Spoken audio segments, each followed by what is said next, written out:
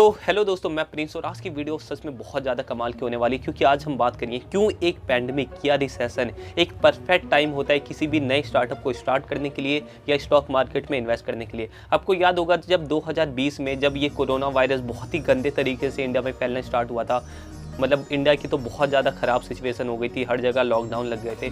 उस समय 1 करोड़ से भी ज़्यादा लोग अपनी जॉब खो बैठे थे, बहुत सारे नए स्टार्टअप और बिजनेस फेल हो रहे थे, स्टॉक मार्केट भी बहुत ही गंदे तरीके से परफॉर्म कर रहा था। और जब से यार ये कोरोना वायरस का एडवांस वेरिएंट आया है ओमिक्रॉन, जब से पता नहीं अंदर से ऐसा लग रहा है कि अगर वही 2020 वाली सिचुएशन हो जाती है तो हमारी क्या स्ट्रैटेजी होनी चाहिए एक नए स्टार्टअप को स्टार्ट करने के लिए और स्टॉक मार्केट में इन्वेस्ट करने के लिए। और मैं लिख के देख सकता हूँ कि जब ये टाइम आता है, पैंडेमिक या कोई भी रिसेशन आता है, तो ये एक परफेक्ट टाइम होता है किसी भी स्टार्टअप को स्टार्ट करने के लिए या स्टॉक मार्केट में इन्वेस्ट करने के लिए। क्योंकि यार मेरा पर्सनल मानना है कि अगर हम पैंडेमिक या रिसेशन को एक अपॉर्चुनिटी की तरह नहीं देखेंगे तो ये बाय डिफ़ॉल्ट ही हमारे लिए एक ऑब्स्टेकल का काम करेगी, हमारे लिए परेशानी क्रिएट करेगी। तो क्यों ना यार इसे एक अपॉर्चुनिटी माना जाए और हम क्या कर सकते हैं ये देखा जाए।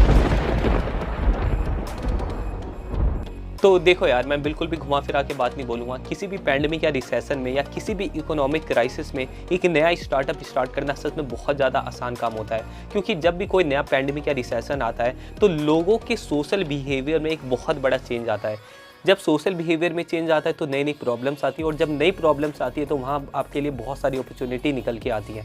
आपको ये सारी चीज़ें आपको एक एग्जांपल के थ्रू समझाता हूँ जो आप सिंपल समझ पाओ। जैसे जब पैंडेमिक से पहले कोई भी मास्क या हाथ को सैनिटाइज नहीं करता था, लेकिन जब से पैंडेमिक आया अब लोग मास्क पहनने लग गए, हाथ को सैनिटाइज करने लग गए। लोगों के बिहेवियर में एक बहुत बड़ा चेंज आया मास्क और हाथ को सैनिटाइज करने का। तो यहाँ पर एक बहुत बड़ी मार्केट अपॉर्चुनिटी आपके लिए निकल के आई अगर आप इस चीज़ को उस समय समझ पाते। लेकिन ये बात आपको पहले समझनी चाहिए थी जब लोगों के अंदर सोशल बिहेवियर आना स्टार्ट हो गए थे।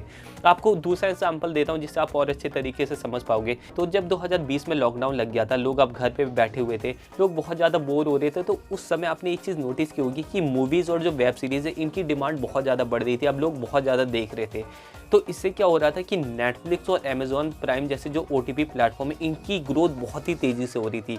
लेकिन यहाँ पर प्रॉब्लम ये थी कि यार अमीर लोग तो भाई सब्सक्रिप्शन ले लेते हैं, लेकिन हम जैसे जो मिडिल क्लास लोग हैं, वैसी मंदी का समय है, पैसे वैसे कुछ आ नहीं रहते, तो हम इतना महंगा सब्सक्रिप्शन कैसे लें। तो यहाँ पर सोशल बिहेवियर में क्या चेंज आया कि लोग लॉकडाउन की वजह से अब घर पे बैठे हुए हैं और बोर हो रहे हैं। लेकिन यहाँ पर प्रॉब्लम निकल के क्या आई कि हम बहुत सारे लोग ऐसे भी हैं जो सब्सक्रिप्शन नहीं ले पाते। तो अगर आप इसको एक अपॉर्चुनिटी की तरह देखते तो यहाँ पर आप एक ऐसा प्लेटफॉर्म बनाते जहाँ पर लोग अपने सब्सक्रिप्शन को दूसरे लोगों के साथ शेयर करते और उनसे भी पैसे लेते। जैसे अगर 800 रुपये का नेटफ्लिक्स का सब्सक्रिप्शन है तो लोग दूसरे के साथ शेयर करते, 4 लोगों के साथ शेयर करते और वो 4 लोग उन्हें 200 रुपये देते। तो भाई जो नेटफ्लिक्स का सब्सक्रिप्शन है वो सबके लिए अब सस्ता हो गया। तो यहाँ पर आप एक ऐसा प्लेटफॉर्म बनाते जहाँ पर लोग अपने सब्सक्रिप्शन को दूसरे के साथ शेयर करते और उनसे पैसे ले पाते, तो सबके लिए सस्ता हो जाता और सब उस चीज़ को एंजॉय कर पाते। तो यह भी आपके लिए एक बहुत बड़ी अपॉर्चुनिटी होती। वैसे ये भी एक बहुत ज़्यादा कमाल का स्टार्टअप आइडिया, अगर आप एग्जीक्यूट करना चाहे तो कर सकते हैं, क्योंकि ओमिक्रॉन की वजह से ये प्रॉब्लम तो आने वाली है। आपको एक और कमाल का एग्जांपल देता हूँ। आपने एयरबीएनबी का तो नाम सुना ही होगा। यह भी 2008 के यूएस के रिसेशन में स्टार्ट हुआ था। उस समय सिचुएशन बहुत ज़्यादा ख़राब थी। जो एयरबीएनबी के फाउंडर्स थे इनके पास इतने पैसे भी नहीं थे कि ये अपने रूम का रेंट दे पाते। तो इनके पास एक बहुत ही ज़्यादा कमाल का आइडिया, ऐसे बहुत सारे लोग हैं जो रेंट पे नहीं कर सकते, क्यों ना हम अपने रूम को दूसरे लोगों के साथ शेयर करें, जिससे जो रूम का रेंट है वह भी स्प्लिट हो जाएगा।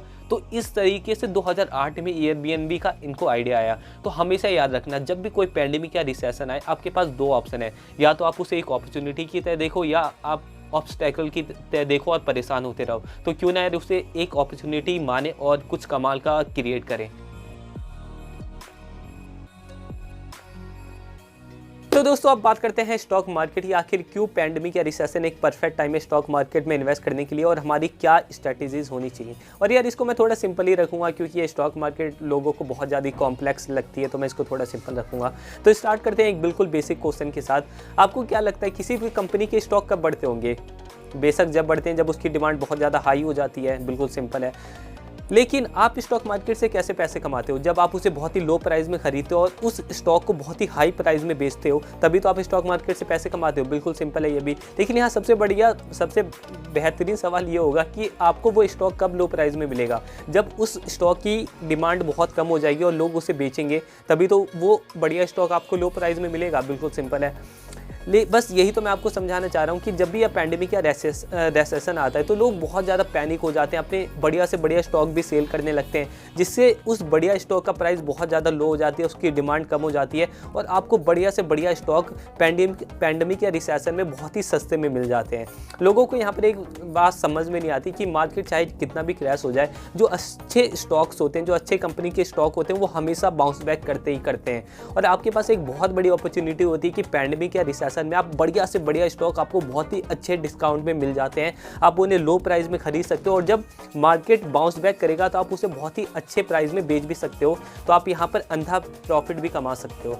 और ये सबसे मस्त बात बताऊं तो आजकल मार्केट में बहुत ही सारे न्यू प्लेयर्स हैं जो फर्स्ट टाइम इन्वेस्टमेंट करते हैं, और जब भी मार्केट में ऐसी सिचुएशन आती है पैंडेमिक या रिसेशन के कारण कि मार्केट डाउन जाने लगता है, तो ये बहुत ज़्यादा पैनिक होते हैं और ये वही लोग होते हैं जो सबसे पहले अपने स्टॉक बेचते हैं। इनकी जब स्टॉक का प्राइस बहुत ज़्यादा नीचे जाने लगता है तो और भी लोग बहुत ज़्यादा पैनिक होते हैं और इसी तरीके से मार्केट क्रैश होने लगता है।